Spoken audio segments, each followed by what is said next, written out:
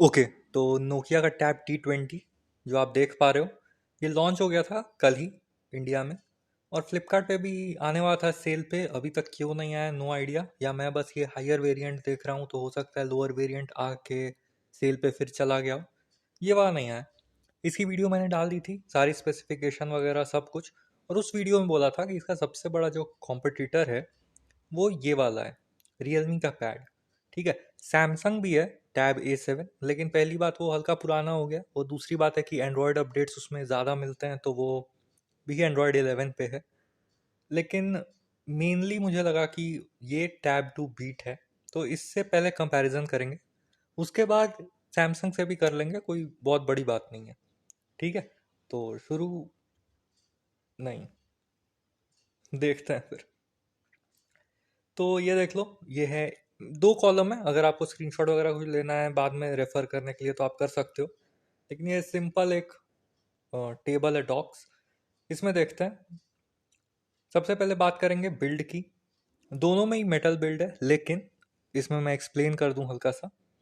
Realme pad जो है वो थोड़ा सा ज़्यादा प्रीमियम लगता है नोकिया के मुकाबले, क्योंकि वो आईपैड आईपैड लुक देता है। ठीक है, लेकिन दूसरी तरफ एक चीज़ जो इम्पोर्टेंट है वो ये है कि नोकिया का टैब जो है वो मोर कंफर्टेबल फील होता है। देखो, मैंने यूज़ नहीं किया है, लेकिन मैंने जितने भी अ, विदेशी रिव्यूअर्स का देखा, या जो डिज़ाइन देख के भी लगता है ना, नोकिया का जो टैब है उसके ज़्यादा राउंडेड कॉर्नर्स हैं।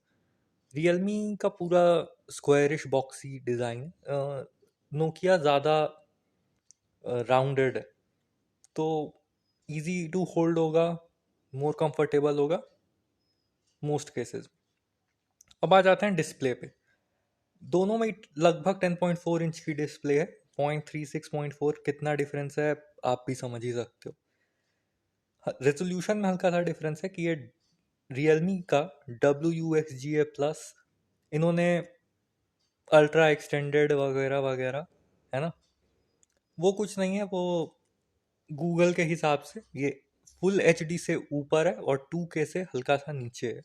मतलब HD को ही थोड़ा सा और रिफाइन करके उसमें ज़्यादा पिक्सल लाइंस ऐड करके और उसको और ज़्यादा एफिशिएंट बनाया गया, क्योंकि टैबलेट की बड़ी स्क्रीन होती है, तो इसलिए ज़्यादा अच्छे क्लैरिटी के लिए ज़्यादा पिक्सल्स चाहिए। नोकिया में क्लियर क्लियर 2K है, ऑफिशियल वेबसाइट पे भी मेंशन्ड है, फ्लिपकार्ट पे भी हर जगह मेंशन्ड है। तो ये एक बड़ा सेलिंग पॉइंट हो सकता है इसका। दोनों में 60 हर्ट्स। अब बोलोगे कि टैबलेट में 60 हर्ट्स याद है, क्यों मेंशन किया है? इसलिए मेंशन किया है क्योंकि मी का जो पैड आएगा वो 60 हर्ट्स पे नहीं है, हायर रिफ्रेश रेट पे। वो थोड़ा महंगा भी आएगा, लेकिन अब टैबलेट में भी ये मेंशन करना ज़रूरी है, क्योंकि आईपैड्स भी अब ऊपर आ रहे हैं 60 हर्ट्स से, तो 60 हर्ट्स आउट ऑफ डेट हो रहा है। दोनों में LCD डिस्प्ले है। एक इम्पॉर्टेंट बात यह है, NM का मतलब है नॉट मेंशन्ड।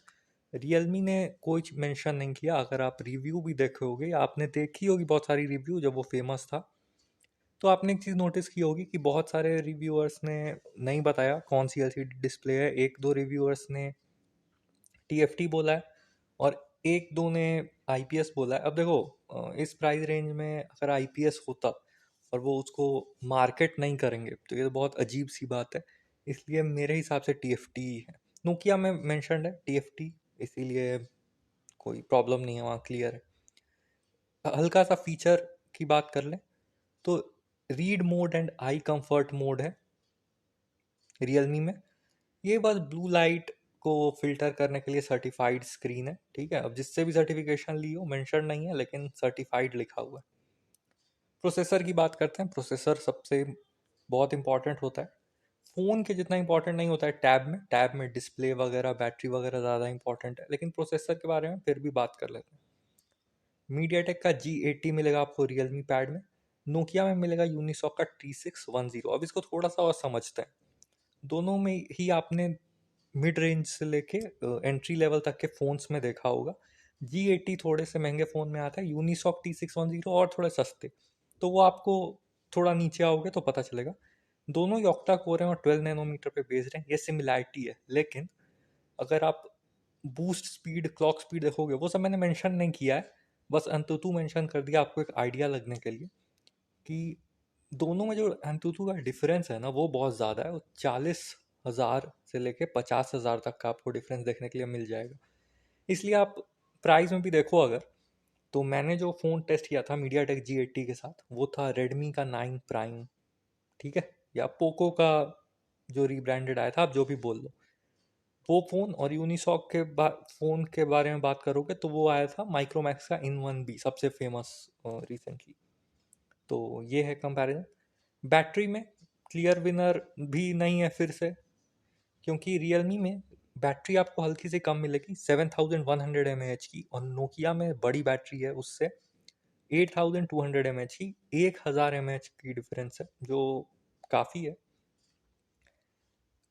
2K डिस्प्ले की वजह से बहुत ज़्यादा क्लैरिटी नहीं है कि इतनी ज़्यादा पड़ेगी, लेकिन चार्जिंग में ना दोनों ही फास्ट नहीं है, मतलब बैटरी के कैपेसिटी के हिसाब से।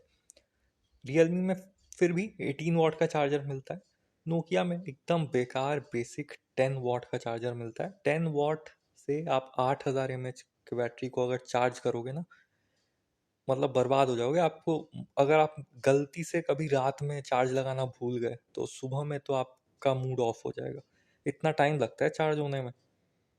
ठीक है, मैंने 10 वॉट से 6000 mAh की बैटरी को चार्ज किया है सैमसंग में जो आ रहे थे ना एम सीरीज में 6000 वाले, मूड ऑफ हो जाता है, इतना टाइम लगता है फुल चार्ज होने में। एक एक्स्ट्रा फीचर है, रिवर्स चार्जिंग सपोर्ट करता है रियलमी का पैड। नोकिया में वैसा कुछ मेंशन नहीं था इसलिए मुझे नहीं मिला। कैमरा, रियर फ्रंट दोनों ही 8 मेगापिक्सल है रियलमी में। देखो कैमरा बेसिक फीचर है पैड के लिए, ठीक है, आईपैड हो कोई भी हो वो बेसिक फीचर है, वो स्मार्टफोन की तरह इंपॉर्टेंट फीचर नहीं है, इसलिए उस पर ध्यान नहीं देते, इसलिए वो 8 मेगापिक्सल का है, बस आप काम चला लो उसके लिए। इसमें तो आपको और रियर में 8 मेगापिक्सल मिल जाता है नोकिया में, लेकिन फ्रंट में तो और 5 ही मिलता है, ठीक है। वीडियो में एक फीचर मेंशन था रियलमी में कि इसमें डुअल माइक का सपोर्ट है ताकि बेटर ऑडियो कैप्चर हो, नोकिया में वैसा मेंशन कुछ नहीं था। स्पीकर्स पे आ जाते हैं। स्पीकर्स जो हैं वो क्वाड स्पीकर हैं, ठीक है, रियलमी पे। इसमें डुअल स्टीरियो स्पीकर्स लिखा हुआ है बस।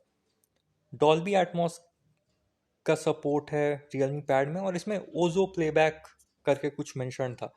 अब देखो ओजो अगर आप बात करो तो नोकिया के जो बहुत पहले के फ़ोन्स आते थे उसमें वो लोग ओजो ऑडियो करते थे, नोकिया 8 वगैरह जो आया था अगर आपको याद हो, तो वैसा ही कुछ नोकिया के टैब T20 में भी सपोर्ट है। डॉल्बी एटमॉस ज़्यादा फेमस है, ओजो ज़्यादा फेमस नहीं है, यही डिफरेंस है ना। डॉल्बी डॉल्बी सब जानते हैं, ओजो ज़्यादा लोग नहीं जानते, लेकिन फिर भी मुझे लगता है कि रियलिटी में एक्सपीरियंस करके ही पता चलेगा। लेकिन क्वाड स्पीकर और डुअल स्पीकर में तो काफ़ी डिफरेंस होगा ही, क्वाड स्पीकर आगे निकल जाएंगे। सॉफ्टवेयर और अपडेट्स की बात करते हैं। सॉफ्टवेयर दोनों ही एंड्रॉयड 11 बेस्ड हैं। रियलमी UI फॉर पैड नाम दिया है इन्होंने अपने कस्टम स्किन का, ठीक है, लेकिन जैसे मैंने भी रिव्यू में देखा, आपने भी बहुत सारे रिव्यूज़ देखे होंगे, कि कुछ अलग कुछ स्पेशल नहीं लगता है, ठीक है, नॉर्मल ही है बस, स्टॉक टाइप ही। नोकिया ने कुछ मेंशन नहीं किया, बस क्लीन एक्सपीरियंस लिखा है, तो क्लीन एक्सपीरियंस से मैं मान के चल रहा हूँ कि स्टॉक ही होगा जो उनके फ़ोन्स में होता है।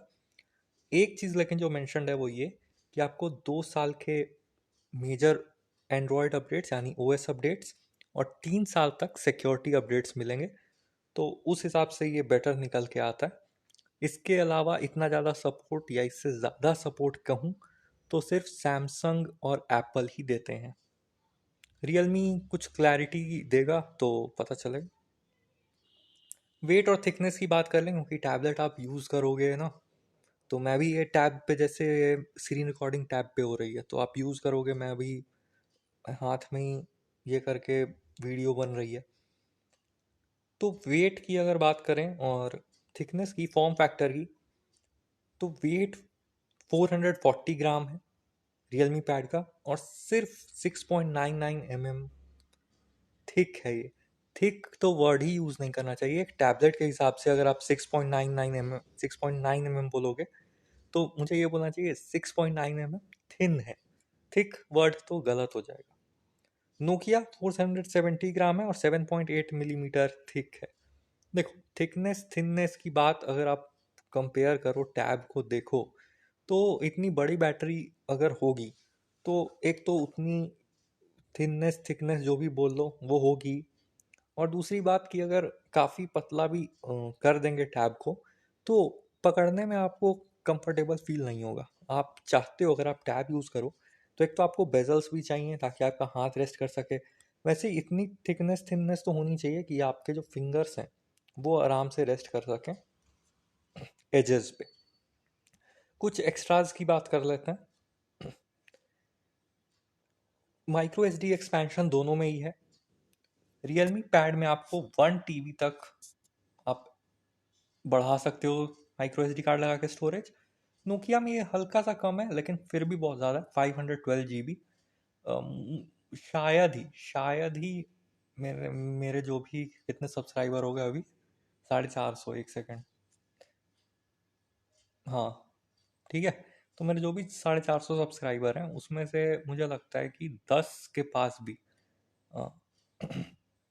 512 GB का मेमोरी कार्ड नहीं होगा। ठीक है। दोनों में ही किड्स मोड है। अब किड्स मोड को देखो ये फीचर की तरह अपने फीचर की तरह बताते हैं लेकिन असल में तो ये गूगल का फीचर है। तो आप गूगल से अगर टैब का सॉफ्टवेयर ले रहे हो तो किड्स मोड वगैरह ये सब इनबिल्ट ही आ रहा है। अब तो गूगल प्ले मूवीज भी गूगल टीवी में अपडेट हो रहा है इंडिया में, अगर आप चेक करो तो। ठीक है।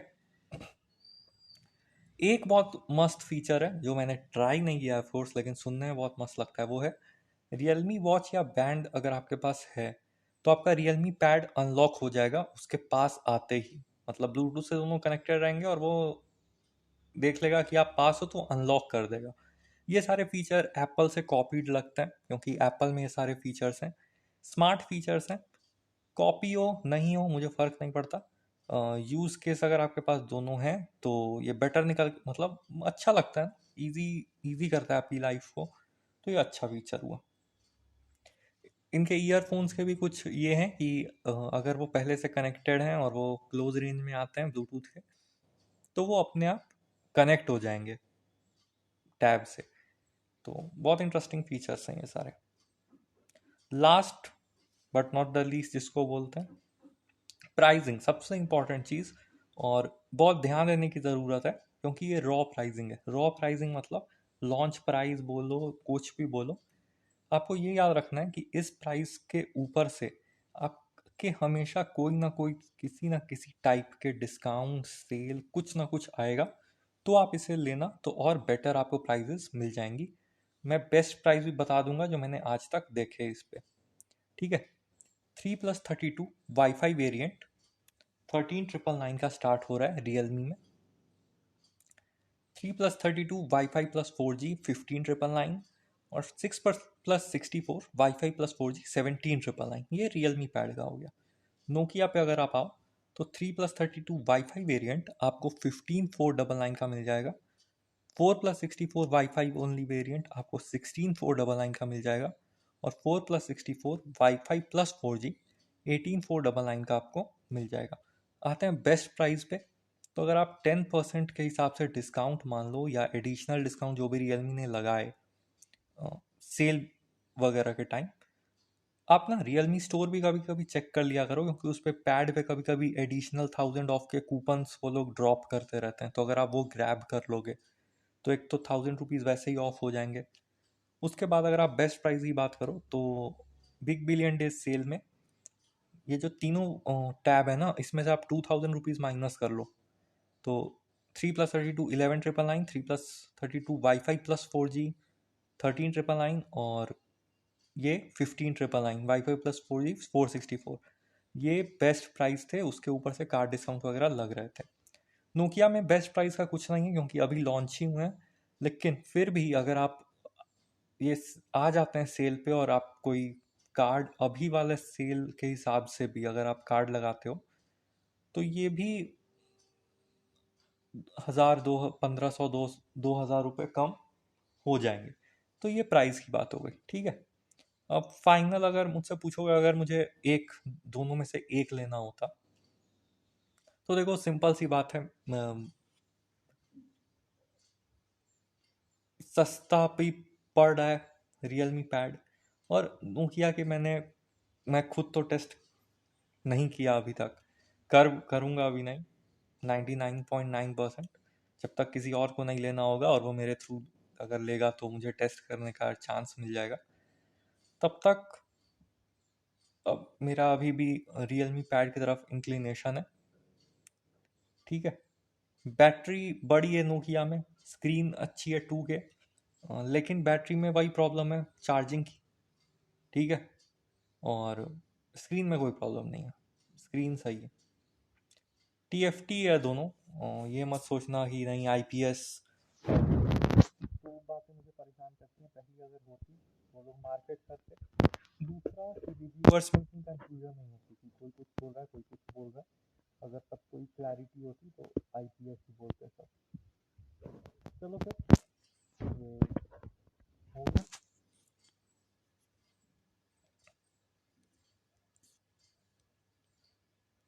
बाय।